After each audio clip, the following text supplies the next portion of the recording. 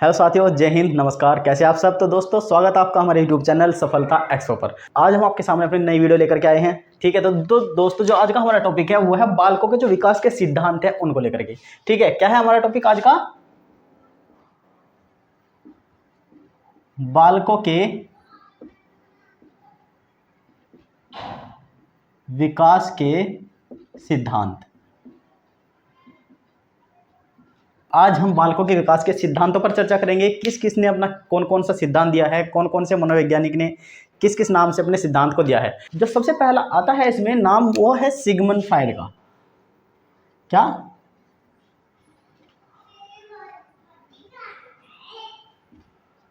Sigmund Freud. अगर Sigmund Freud की बात करें तो सिगमंड फ्राइड क्या थे? एक तंत्रिका विज्ञानी थे। ठीक है, जो सिगमंड फ्राइड थे तंत्रिका विज्ञानी थे। ठीक है, जिसको हम न्यूरोलॉजिस्ट बोलते हैं। ठीक है दोस्तों, न्यूरोलॉजिस्ट। ठीक है, अब देखिए अब इनके बात करते हैं निवास की, क्या कहाँ के निवासी थे। तो जो सिगमंड फ्राइड थे वो ऑस्ट्रिया के निवासी थे। कहाँ के थे दोस्तों? ऑस्ट्रिया के निवासी थे। ठीक है, जो कहाँ है? वियना में। ठीक है, बहुत ज़्यादा इंपॉर्टेंट चीज़ें हैं साथियों, उनको इग्नोर मत कीजिएगा। आप इसके बारे में पूछ लेते हैं कि जो सिगमंड फ्राइड है वह कहाँ के वैज्ञानिक थे। ठीक है, कहाँ के मनोवैज्ञानिक थे, तो उसके बारे में आपको पता होना चाहिए कि वो कहाँ के मनोवैज्ञानिक थे। ठीक है, तो ये कहाँ के थे? ऑस्ट्रिया, वियना के थे। अब देख लीजिए, बात करते हैं इनके जन्म के बारे में कि इनका जन्म कब हुआ था। तो इनका जन्म 6 मई 1856 में हुआ था। कब? 6 मई 1856 ईस्वी। ठीक है दोस्तों, तो 6 मई 1856 ईस्वी को इनका जन्म हुआ था। अब बात करते हैं इनकी मृत्यु की। मृत्यु तो कब से कब तक थे, इसका कहने का मतलब क्या हो जाएगा कि 6 मई 1856 को इनका जन्म हुआ था और मृत्यु कब हुई थी? कब?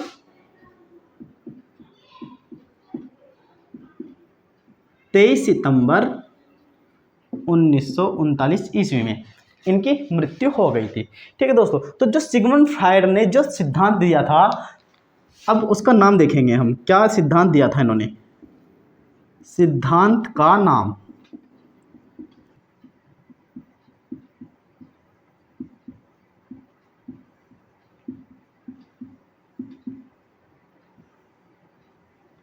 मनोविश्लेषणवाद का सिद्धांत। तो ये क्या है? इनके सिद्धांत का नाम हो गया, जिस नाम से इनके सिद्धांत को जाना जाता है। ठीक है दोस्तों, इस चीज को ध्यान रखिएगा। चलिए अब देखिए, एक इसमें बहुत खास चीज है, नोट करके लिख लीजिएगा। क्या?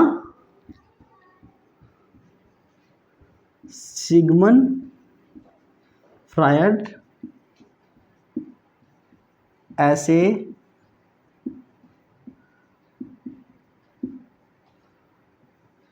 मनोवैज्ञानिक थे जिन्होंने मूल प्रवृत्तियों को मानव व्यवहार का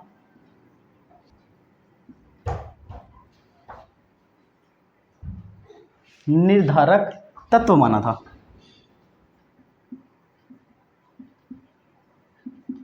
तो क्या कहा है? देखिए, बहुत अच्छी चीज है कि सिगमंड फ्राइड ऐसे मनोवैज्ञानिक थे जिन्होंने मूल प्रवृत्तियों को मानव व्यवहार का निर्धारक तत्व माना। जो मूल प्रवृत्तियां होती हैं उनसे ही मानव का व्यवहार निर्धारित होता है।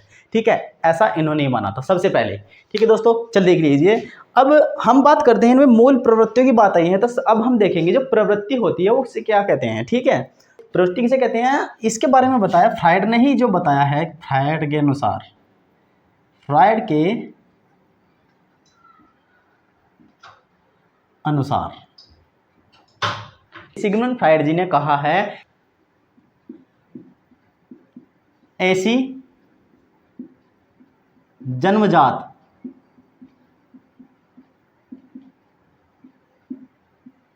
मनोशक्ति। अच्छा, जन्मजात किसे कहते हैं दोस्तों? जो जन्म के साथ ही उत्पन्न हो जाती है। जैसे मैंने आपको पहले भी बताया था, क्या होते हैं भाव। भाव जो होते हैं हमारे अंदर पहले से विद्यमान होते हैं, ठीक है। बस जैसे जैसे आयु बढ़ती जाती है भाव भी ऐसे ऐसे ही बढ़ते जाते हैं, ठीक है दोस्तों। तो ऐसी क्या कहा उन्होंने कि ऐसी जन्मजात मनोशक्ति, ठीक है, जो व्यक्ति के व्यवहार का संचालन, जो व्यक्ति के व्यवहार का संचालन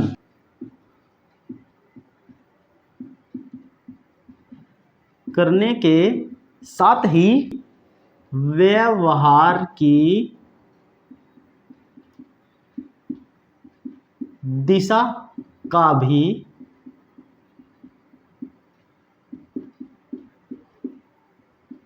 निर्धारण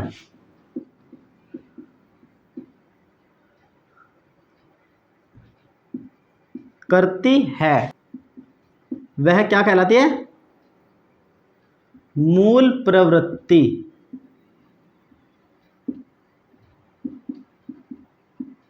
कहलाती है।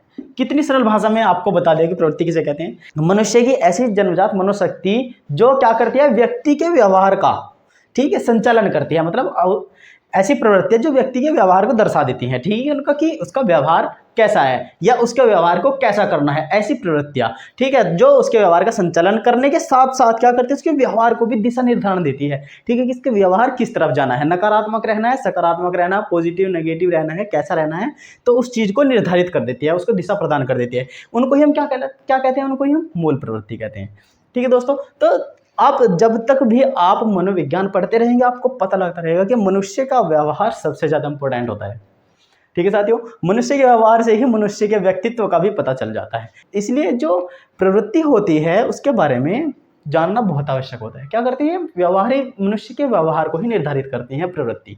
अब बात करते हैं जो मूल प्रवृत्ति होती है इनकी कितनी विशेषताएं होती हैं, ठीक है। तो क्या इस चीज़ के बारे में देख ली कि किसी भी मूल प्रवृत्ति की 4 विशेषताएं होती हैं दोस्तों। कितनी विशेषताएं होती हैं? 4 विशेषताएं होती हैं। अच्छा, इसमें ना हम आपको ऐसे बहुत ही खास टॉपिक पढ़ा रहे हैं जो बिल्कुल चुनिंदा है, ठीक है। आपको फालतू की चीज़ें कुछ नहीं पढ़ा रहे हैं कि जो बकवास हो आपके काम ना आए। हाँ, वो चीज़ें बहुत इंपॉर्टेंट है जो हम आपको पढ़ा रहे हैं, ठीक है। हमने आपको सेलेक्टेड चीज़ें ही केवल बता रहे हैं, ठीक है। बाकी का हमने सब छोड़ दिया है क्योंकि उसमें टाइम वेस्ट करने से कुछ फ़ायदा नहीं है। समय बहुत कीमती होता है, ठीक है। आजकल समय की से ही पहचान है मनुष्य की, ठीक है। तो हम आपको बहुत खास चीज़ें ही पढ़ा रहे हैं इन सभी चीज़ों में, ठीक है, जिनके बारे में आपको पता होना चाहिए। ओके दोस्तों, चलिए हमने कितनी विशेषता बताई है कि किसी भी मूल प्रवृत्ति की 4 विशेषताएं होती हैं। सबसे पहला क्या होता है, सबसे पहले देख लीजिए क्या होता है।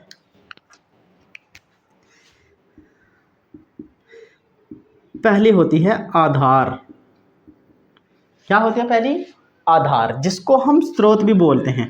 क्या बोलते हैं दोस्तों? इसको ही स्रोत, ठीक है, आधार या स्रोत, ठीक है। अगर इंग्लिश में बात करें तो इसको बोलते हैं सोर्स। सोर्स बोलते हैं इसको ही हम, ठीक है। इसके बारे में देख लीजिए। चलिए, आधार किसे कहते हैं? शारीरिक आवश्यकता या शारीरिक न्यूनता, ठीक है। इसको कैसे पहचानेंगे हम? जैसे देख लीजिए, जैसे क्या होता है इसमें, भूख, प्यास, निद्रा आदि सभी होती हैं इसमें। भूख, प्यास, निद्रा आदि जिसकी भी हमारे शरीर को आवश्यकता होती है वो सभी चीजें शारीरिक आवश्यकता के अंतर्गत आ जाती हैं। तो ये क्या होती है? ये होती है आधार। किस चीज की? प्रवृत्ति की विशेषता की, ठीक है। जो प्रवृत्ति की विशेषता है उसमें पहला क्या आता है? आधार, सोर्स, ठीक है। शारीरिक आवश्यकता या शारीरिक न्यूनता, जैसे भूख, प्यास, निद्रा आदि ये सभी शरीर की आवश्यकताएं होती हैं, ठीक है दोस्तों। अब देखिए नंबर 2। नंबर 2 में जो नाम आता है वो है उद्देश्य, ठीक है। उद्देश्य, आधार के बाद क्या आता है? उद्देश्य। इसको हम बोलते हैं एम, एम दोस्तों, ठीक है, एम, एम माने उद्देश्य, ठीक है। तो इंग्लिश का नाम एम हो गया, हिंदी में इसको उद्देश्य बोलते हैं, जो दूसरी विशेषता होती है इसकी। उपस्थित शारीरिक उत्तेजना, जो उत्तेजनाएं हमारे शरीर में उपस्थित होती हैं, ठीक है। एक तो हो गया योग, एक हो गया अभाव को दूर करना या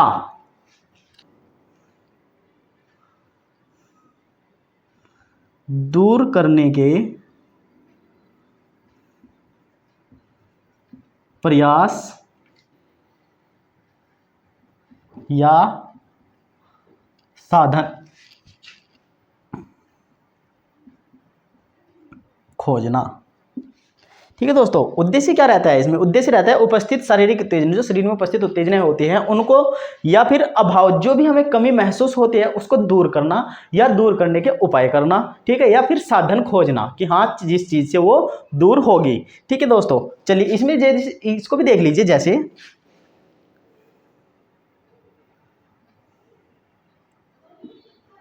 जैसे जैसे क्या, भूख के लिए, भूख के लिए क्या करते हैं हम? अब जो भूख लगी है, जो हमारे शरीर में उपस्थित उत्तेजना है, जो, ठीक है, जो उत्तेजना उठ रही है, भूख रूपी जो उत्तेजना उठ रही है, या फिर जो हमें कमी महसूस हो रही है अपने शरीर में, किस चीज़ की कमी महसूस हो रही है? भोजन की कमी महसूस हो रही है। तो हम क्या करेंगे? इसको दूर करने का प्रयास करेंगे, या फिर साधन खोजेंगे कि किसकी वजह से हमारी भूख शांत होगी, ठीक है। तो हम क्या करेंगे? भूख के लिए क्या करेंगे हम? भोजन। तो भोजन क्या हुआ इसमें? भोजन हुआ इसमें उद्देश्य, ठीक है, और आधार क्या है? भूख, ठीक है दोस्तों। ऐसी जैसे प्यास, प्यास के लिए, प्यास के लिए क्या करेंगे हम? जब हमें प्यास लगेगी, ठीक है, तो उसके लिए क्या करेंगे हम? साधन खोजेंगे जिसके द्वारा वो भूख शांत हो सके या उसका अभाव दूर हो सके। उसके लिए क्या करेंगे हम? पानी, ठीक है, तो हम पानी पिएंगे। तो पानी क्या हुआ इसमें? पानी हुआ इसमें उद्देश्य, ठीक है। इसी तरह से निद्रा के लिए, निद्रा के लिए क्या करेंगे हम? देख लीजिए, निद्रा के लिए जब हमको निद्रा का अभाव होगा, जब आप देखते भी है, जब आप थके थके से महसूस करते हैं, आप जागने की कोशिश करते हैं, लेकिन उस टाइम पर आपकी आंखें भारी भारी हो ही रहती हैं, आपको बहुत कमी महसूस होती है कि भाई सोना ही पड़ेगा, अगर नहीं सोए तो तबीयत खराब हो जाएगी। तो उसके लिए क्या करते हैं हम? उसके लिए हम उसका प्रयास करते हैं खोजने का कि जो कमी महसूस हो रही है उसको दूर कैसे किया जाए, ठीक है। तो उसके लिए क्या करेंगे हम? सो जाएंगे, ठीक है। तो उसके लिए क्या होता है? नींद लेना, नींद लेना या सो जाना, ठीक है दोस्तों। ये उसके क्या हुए? प्रयास हुए। 3 पे आती है हमारी, वो होती है पदार्थ, ठीक है, पदार्थ। नंबर 3 विशेषता क्या है? पदार्थ, जिसको हम बोलते हैं ऑब्जेक्ट, ऑब्जेक्ट, ठीक है दोस्तों। इसको समझिए, ये क्या होता है? वह विशिष्ट वस्तु, ठीक है, या व्यवहार, वह विशिष्ट वस्तु या व्यवहार जो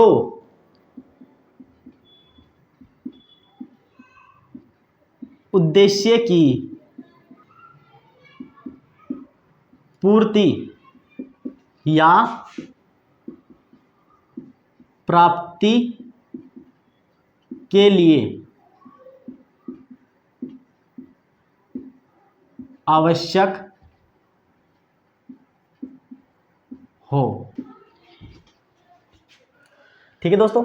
मतलब वह ऐसी विशिष्ट वस्तुएं या फिर ऐसा व्यवहार या ऐसा हमारे द्वारा किया गया कार्य जो जो उद्देश्य की पूर्ति के लिए ना बहुत ज़्यादा आवश्यक होता है। जो हमने आपको पीछे उद्देश्य बताए थे उसकी पूर्ति है, उस कार्य को करने के लिए जो आवश्यक होता है। जैसे हमने आपको पहला बताया था क्या कि भाई आधार क्या है? भूख, प्यास और नींद। उसके लिए हमने उद्देश्य बताया था कि भूख के लिए भोजन, नींद के लिए सोना या प्यास के लिए पानी। लेकिन जब आप उसको प्राप्त करोगे उसके लिए भी तो कोई क्रियाएं करनी पड़ेगी। अब ऐसा तो नहीं है कि आपके सामने कहीं से बना बनाया भोजन आपके सामने रखा हो और आपसे घटक जाए, ठीक है, ऐसा नहीं है भाई। आपको क्या करना पड़ेगा? आपको भोजन खाने के लिए उससे पहले भोजन तैयार करना पड़ेगा, ठीक है, उसके लिए बहुत सारी क्रियाएं करनी पड़ेंगी। तो क्या होते हैं हमारे? वो होते हैं पदार्थ, ठीक है। भोजन बनाने के लिए जिन जिन चीज़ों की जो जो कार्य हम करते हैं, जिन जिन चीज़ों की आवश्यकता होती है वो पदार्थों के अंतर्गत आती है। जैसे देख लीजिए, जैसे जो भूख है, भूख क्या होता है? एक स्रोत है।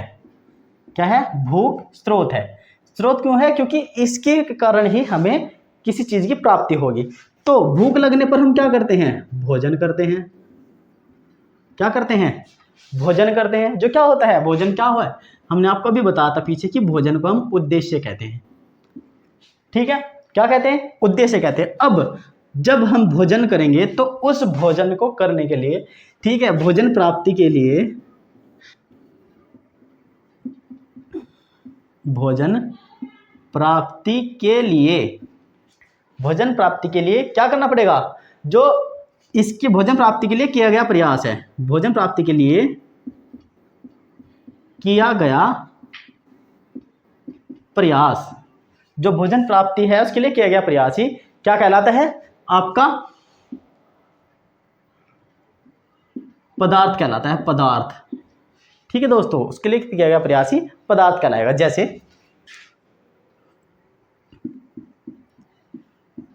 जैसे आटा,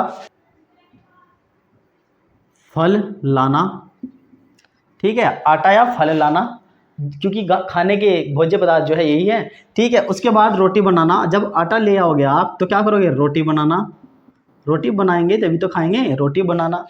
ठीक है, अब देख लीजिए, या फिर सेकना, सेकोगे ना रोटी को। ठीक है, यदि फल है, अगर फल है, यदि फल है, अगर फल लाए हैं तो क्या करेंगे? उसको धोना या छीलना। धोएंगे या छीलेंगे। ठीक है, धोना, छीलना या क्या? काटना आदि। भाई देखिए, बहुत सारे फल ऐसे हैं जो हम उनको ऐसे ही नहीं खा सकते हैं डायरेक्टली। ठीक है, बहुत सारे फल ऐसे हैं जिनको हम केवल धोया और ऐसे ही खाने लग जाते हैं, लेकिन बहुत सारे फल ऐसे होते हैं जिनको धोने के बाद छीलना बहुत ज़्यादा जरूरी होता है। ठीक है, तो अलग अलग तरह के फल आते हैं। तो इसलिए कहा है कि जो भोजन प्राप्ति के लिए जो किया गया प्रयास है ना, वो क्या कहलाता है? आपका वही पदार्थ कहलाता है। जैसे अगर आपने भोजन करना है तो उसके लिए आटा लाएंगे या फल लाएंगे। ठीक है, अगर आटा लाए हैं तो रोटी बनाएंगे या सेकेंगे, और अगर फल लेकर आए हैं तो उसको धोएंगे, छीलेंगे या फिर काटेंगे। ठीक है, उसके बाद इसको हम खाएंगे। ऐसे तो नहीं है कि जो का तुम हमने पूरा का पूरा फल लिया और मुंह में रख लिया। भाई बहुत बड़े बड़े फल होते हैं। ठीक है दोस्तों, तो ऐसा नहीं कर सकते हैं हम बिल्कुल भी। चलिए, ये हो आपका नंबर 3 विशेषता, किसकी? प्रवृत्ति की। तो जो विशेषता नंबर 4 है हमारी, इसका नाम है गति शक्ति। क्या नाम है इसका? गति शक्ति, जिसको हम इंग्लिश में बोलते हैं इम्पेटस।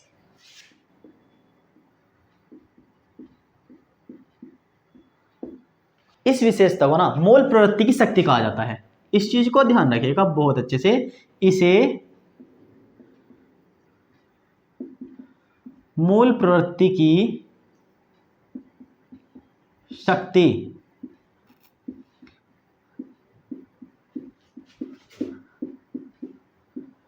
कहा जाता है। ठीक है दोस्तों, इसे ही मूल प्रवृत्ति की शक्ति कहा जाता है। ठीक है, वो देख लीजिए क्यों। क्योंकि आवश्यकता या न्यूनता, ठीक है, आवश्यकता और न्यूनता। न्यूनता किसे कहते हैं? न्यूनता बोलते हैं कमी को। ठीक है, आवश्यकता और न्यूनता, इनकी तीव्रता की तीव्रता जितनी अधिक होगी, जितनी अधिक होगी मेरे साथियों, गति शक्ति भी उतनी ही तीव्र होगी। इस चीज को ध्यान रखिएगा कि जो आवश्यकता और न्यूनता की तीव्रता जितनी भी अधिक होगी, गति शक्ति की जो गति शक्ति होती है उसकी तीव्रता भी उतनी ही अधिक होगी। गति शक्ति भी उतनी ही तीव्र होगी। कहने का मतलब क्या है कि जो आपका हमने आपको बताया है कि जो उद्देश्य है आपका जितना अधिक वो होगा, ठीक है, उद्देश्य जितना अधिक होगा, आवश्यकता होगी या फिर न्यूनता जितनी भी अधिक होगी, उतनी ही तीव्र क्या होगी? उसकी गति शक्ति होगी, उसको पाने की इच्छा उतनी ही तेज होगी। जैसे आपको बहुत तेज भूख लगी हुई है तो आपको जो आपकी गति होगी ना उस भूख को खत्म करने की, वो भी उतनी ही तीव्र होगी जितनी तीव्र आपको भूख लगी हुई है। प्यास जितनी तीव्र लगी हुई होगी उसको खत्म करने की जो इच्छा है, आवश्यकता है, वो भी उतनी ही तीव्र होगी। ठीक है, उसकी गति भी उतनी ही तीव्र होगी। कहने का मतलब ये है, जिसको ज़्यादा भूख लगी होती है वो बहुत तेजी से खाता है, अगर नॉर्मल भूख लगी हुई है तो धीरे धीरे से खाएगा। जिसको बहुत ज़्यादा प्यास लगी हुई होती है वो पानी को बहुत तेजी से पीता है, उसकी गति शक्ति उतनी ही तीव्र होगी। कहने का मतलब ये है। ठीक है, आप भी इसको कभी देखिएगा आजमा करके, जब आपको बहुत ज़्यादा प्यास लगी हुई होगी तो आप पानी को बहुत तेजी से पिएंगे। ठीक है दोस्तों, जब आपको प्यास कम लगी होगी आप पानी को धीरे धीरे पिएंगे और कम पिएंगे। ठीक है, तो आपकी गति शक्ति उस टाइम पे कम हो जाती है, आवश्यकता के हिसाब से बढ़ती है और घटती रहती है। ठीक है, जो आपकी गति शक्ति होती है वो भूख, प्यास और नींद के टाइम पे। ठीक है, जब आपको बहुत ज़्यादा नींद आएगी तो आप बहुत देर तक सोओगे, बहुत गहरी नींद सोओगे। लेकिन जब आपको नींद नहीं आती तो आप ऐसी आंखें बंद करके पड़ जाओगे, बहुत हल्की सी आवाज़ से भी आप एकदम से उठ जाओगे, क्योंकि आपकी गति शक्ति उतनी तीव्र नहीं होती है। ठीक है, जो आपकी आवश्यकता है वो इतनी तीव्र नहीं होती है, इसलिए आपकी गति शक्ति भी तीव्र नहीं होती है। ठीक है दोस्तों, इस चीज़ को ध्यान रखिएगा। ठीक है, जैसे एग्जाम्पल भी लिख रहे हैं आपके लिए, भूख, प्यास, नींद की तीव्रता जितनी अधिक होगी या जितनी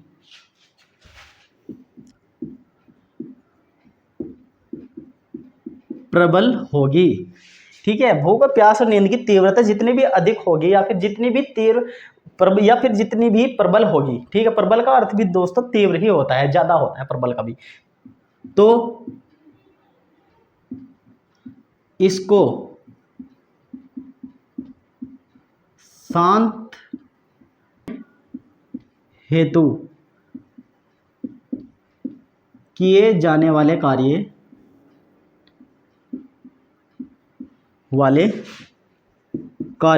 या फिर इसको हम बोल देते हैं क्रियाएं भी उतनी ही तीव्र होगी। सीधी सीधी से अगर बात बताएं आपको अपने शब्दों में, भाई जितनी तेजी से, जितनी भी प्रबल आपकी भूख होगी, जितनी भी प्रबल आपकी प्यास होगी, उसको पूरा करने के लिए जो आप कार्य करेंगे वो भी आप उतनी ही तेजी से करेंगे। ठीक है दोस्तों, इस चीज़ को ध्यान रखिएगा। इसी को हम गति शक्ति बोलते हैं, मनोविज्ञान की भाषा में इसको हम गति शक्ति बोलते हैं। ठीक है, इस चीज़ को ध्यान रखिएगा। चलिए, यह यहाँ तक का आपकी 4 विशेषताएं हो गई हैं। इसके बाद आता है जो सिगमंड फ्रायड द्वारा जो मूल प्रवृत्तियां बताई गई हैं, उनके प्रकार की, कितने प्रकार की बताई गई हैं, हम आपको पढ़ाने वाले हैं। दोस्तों, अगर बात करें हम सिगमंड फ्रायड द्वारा प्रतिपादित जो मूल प्रवृत्तियां हैं उनके बारे में, तो उन्होंने 2 प्रकार की मूल प्रवृत्तियां बताई हैं। ठीक है, 2 प्रकार की मूल प्रवृत्तियां बताई हैं।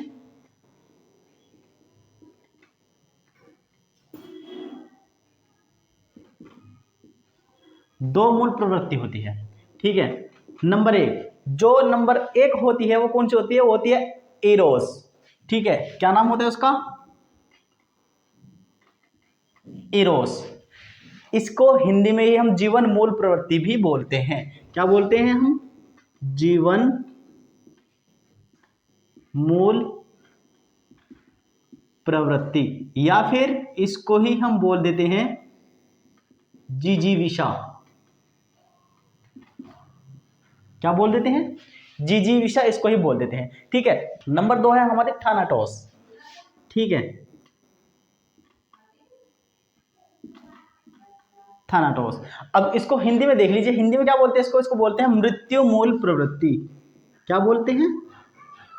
मृत्यु मूल प्रवृत्ति। इसको मृत्यु मूल प्रवृत्ति बोलते हैं, और इसको एक और नाम दिया है, वो है मुमूर्षा। क्या दिया है? मुमूर्षा। ठीक है, ये भी इसका ही नाम होता है, जिसको बोलते हैं थैनाटोस को ही। ठीक है साथियों, अब देख लीजिए, अब हम इनके बारे में देखेंगे कि इनको हम क्या बोलते हैं। ठीक है, तो सबसे पहले हम एरोस के बारे में बात करेंगे, जिसको हम बोलते हैं जिजीविषा। कि यह मूल प्रवृत्ति निर्माणकारी वह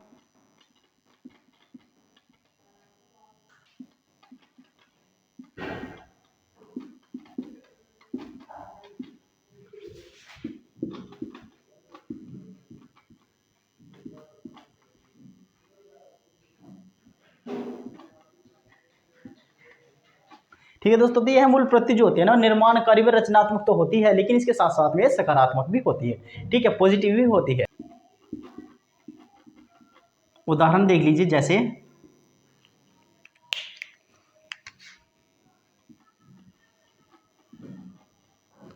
रचनात्मक कार्य, इसमें कुछ भी आ जाएगा, जैसे कुछ निर्माण करना। ठीक है, कुछ निर्माण करना, किसी चीज का निर्माण कर देते हैं उसमें ही। ठीक है, नई नई विधियां बना देते हैं, नई नई विधियों का निर्माण करना, नई नई विधियां,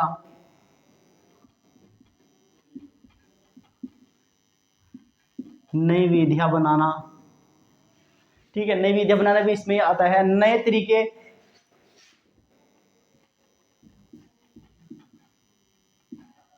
नए तरीके खोजना आदि, ये से भी क्या आती हैं, ये से भी जिजीविषा के अंतर्गत ही आती है, क्योंकि यह निर्माणकारी व रचनात्मक तो होती है, लेकिन इसके साथ साथ में सकारात्मक भी होती है। हमने पहले बता दिया आपको, उदाहरण ये रहे इसके। ठीक है, अच्छा, इसमें एक और चीज आती है, इसमें प्रेम व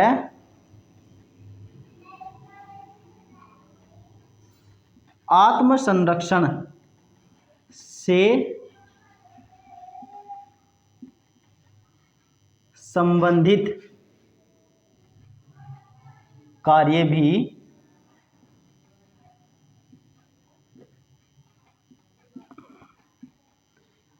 इसके अंतर्गत ही आते हैं। जितने भी प्रेम व आत्म संरक्षण से संबंधित कार्य होते हैं वो सभी किसके अंतर्गत आते हैं दोस्तों? जिजीविषा के अंतर्गत ही आते हैं, आयरोस मूल प्रवृत्ति के अंतर्गत ही आते हैं, इतना ध्यान रखिएगा। अब देख लीजिए, नंबर 2 है, इसमें कौन सी?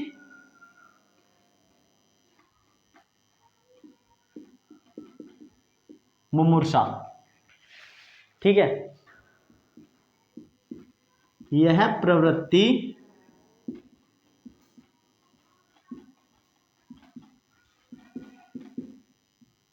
विध्वंसकारी व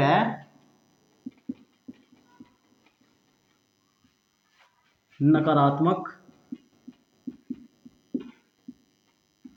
होती है। विध्वंसकारी तो आपको पता है दोस्तों, जो विध्वंस करके रख देती है, नाश कर देती है, सर्वनाश कर देती है, ऐसी है प्रवृत्ति होती है।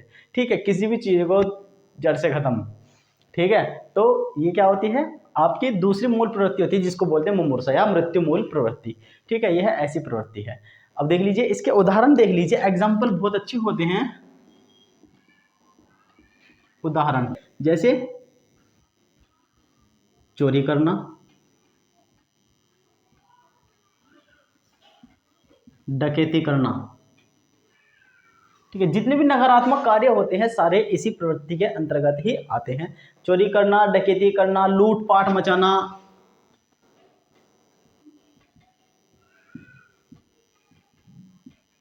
झगड़ा करना,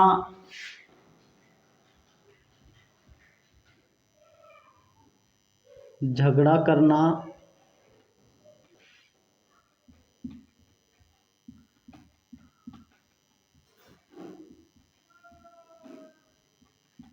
काम संतुष्टि के साथ साथ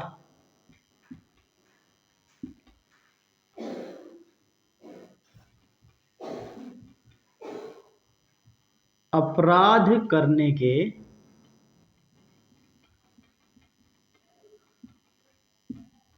तरीके खोजना। तो ये सारी चीजें क्या होती है? ये सारी चीजें होती है मृत्यु मूल प्रवृत्ति, मतलब मुमूर्षा में। ठीक है, अब आप अंदाजा लगा लीजिएगा, जब भी आप कोई काम करिएगा तो उससे सोचिएगा कि आप में कौन सी प्रवृत्ति प्रबल है। ठीक है, किस प्रवृत्ति का जोर ज्यादा है जिसके द्वारा आप यह काम कर रहे हैं। ऐसा कुछ नहीं है, हर इंसान के जीवन में कोई ना कोई कार्य ऐसा होता है दोस्तों जिसको वो करता है। ठीक है, चाहे वो अच्छा है चाहे बुरा है, दो ही तरह के काम होते हैं, अच्छे और बुरे। मनुष्य जो होता है वह कोई ना कोई क्रिया ऐसी करता रहता है जो या तो सकारात्मक होती है या नकारात्मक होती है। तो हमने आपको दोनों बता दिए हैं, दोनों मूल प्रवृत्ति बताई है, मृत्यु मूल प्रवृत्ति और जीवन मूल प्रवृत्ति। ठीक है, दोनों के अंतर्गत आने वाले हमने कार्य आपको बता दिए हैं उदाहरण के साथ में। अब आप जब भी कोई ऐसा कार्य कीजिएगा तो एक बार जरूर सोचिएगा कि किस प्रवृत्ति ने आपको दबा दिया है। ठीक है, वह कौन सी प्रवृत्ति है जो आपके अंदर से ज्यादा उजागर होकर बाहर निकली है। ठीक है, तो इस चीज को ध्यान रखिएगा। इस तरह से बहुत जल्दी से ध्यान हो जाता है, बहुत जल्दी याद हो जाता है। याद करने का तरीका होता है अपने से जोड़ लीजिए हर एक चीज को, जो भी आपको कोई भी टॉपिक मिले उसको अपने से जोड़ के चलिएगा। सोचिएगा कि अगर मैं ये काम करूंगा तो मुझ में इस प्रवृत्ति का जोर ज्यादा होगा, अगर मैं वो वाले काम करूंगा तो मुझ में उस प्रवृत्ति का जोर ज्यादा होगा। ठीक है दोस्तों, तो इस चीज को ध्यान रखिएगा। दोनों मूल प्रवृत्ति हमने आपको बता दी है। अब आप ठीक है, थोड़ा सा और अच्छे से आपको इन मूल प्रवृत्तियों को हम समझा देते हैं एक डायग्राम के द्वारा, एक सारणी के द्वारा। देख लीजिए, इधर हमने स्रोत लिखा है कि किस स्रोत, क्या स्रोत है। इधर हमने लिखा है जीवन मूल प्रवृत्ति, उसमें क्या कार्य किए जाते हैं। यहाँ लिखा है मृत्यु मूल प्रवृत्ति, उसमें क्या कार्य किए जाते हैं। तो सबसे पहला जो स्रोत है वो देख लीजिए क्या है, भूख लगना। भूख लगना। अब जो ये पहला स्रोत है भूख लगना, अगर आप में जीवन मूल प्रवृत्ति है तो आप क्या करेंगे, भोजन बनाकर खा लेंगे। ठीक है, तो क्या होगा इसमें, भोजन बनाकर खा लेना। ठीक है, इसमें ये कार्य किए जाते हैं। और अगर मृत्यु मूल प्रवृत्ति है तो क्या होगा, उसमें जोर जोर से चिल्लाना व चीखना आदि होगा।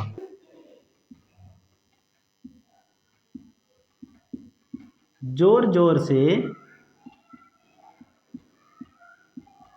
चिल्लाना व चीखना आदि, ये क्या होती है, मृत्यु मूल प्रवृत्ति की पहचान होती है। ठीक है, इसमें मनुष्य करना नहीं सोचता है, सकारात्मक कार्य बिल्कुल नहीं करेगा, वो भूख के लिए मर जाएगा, जोर जोर से चिल्लाएगा चीखेगा लेकिन भोजन बनाकर नहीं खाएगा। ठीक है, और जिसमें जीवन मूल प्रवृत्ति होती है वो भूख लगने पर क्या करता है, भोजन की तलाश करता है कि कहीं से भोजन मिले या फिर कोई ऐसा साधन मिले जिससे वो भोजन बनाकर खा ले, उसको बोलते हैं जीवन मूल प्रवृत्ति। ठीक है, तो स्रोत क्या था, भूख लगना। ऐसे ही जो हमारा अगला स्रोत है वो क्या है, प्यास लगना। प्यास लगना। ठीक है, जब प्यास लगेगी तो जो जीवन मूल प्रवृत्ति है उसमें क्या करेगा आदमी, ठीक है, पानी या फिर पेय पदार्थ पी लेगा। और मृत्यु मूल प्रवृत्ति में क्या करेगा वो, उसमें चिड़चिड़ाहट आएगी, झगड़ा करेगा। ठीक है, क्या होगा उसमें,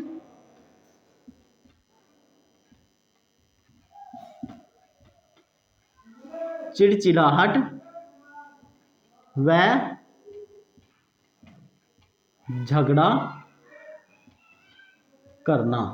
क्या करेगा वो, चिड़चिड़ापन आ जाएगा उसमें और वो क्या करेगा, झगड़ा करेगा। ठीक है, मृत्यु मूल प्रवृत्ति में। ठीक है, ये सकारात्मक होती है, वो नकारात्मक होती है, इस चीज को ध्यान रखिएगा। अब देखिए नंबर 3 जो स्रोत है वो है नींद आना।